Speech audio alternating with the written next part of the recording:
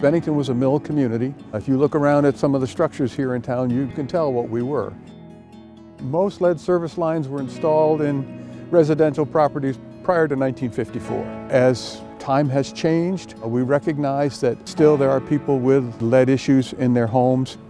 Bennington got lucky with records information that we have. About 2 or 3 years ago, there were 2 handwritten record books that were rediscovered in a closet, like loopy script recording of every service line installation from 1886 to 1983. And that was really a goldmine for us. Most of these things were installed at least 100 years ago. So if you don't have good records, you don't even know the scope of the problem. The unique nature of lead service line replacement is that it's not just about fixing the problem, it's about defining it. In Bennington, we were looking at about 1,600 connections. 40% of the water system either was listed as having lead or it was totally unknown. That's a huge communications challenge. You'd think that people would be chomping at the bit to get this done.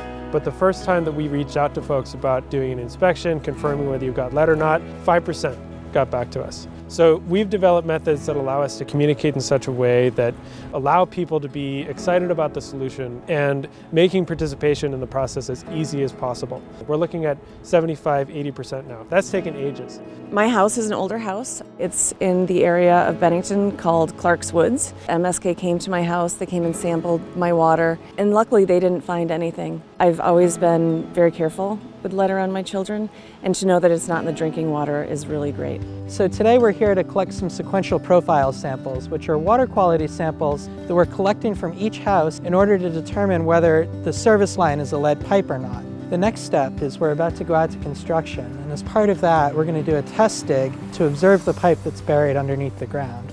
Our pipe material observations are going to be compared to the lab data we've gotten from these samples to make decisions about whether they have lead service lines or not, and whether those lines need to be replaced. We've spent the last several years figuring out how to engage with customers. You're actually dealing with hundreds or thousands of customers that you have to engage with on an individual level, and the unique nature of the project flows through because of that. We had been working with MSK over the years to strategize, 1, 2, identify the neighborhoods where this might be a problem.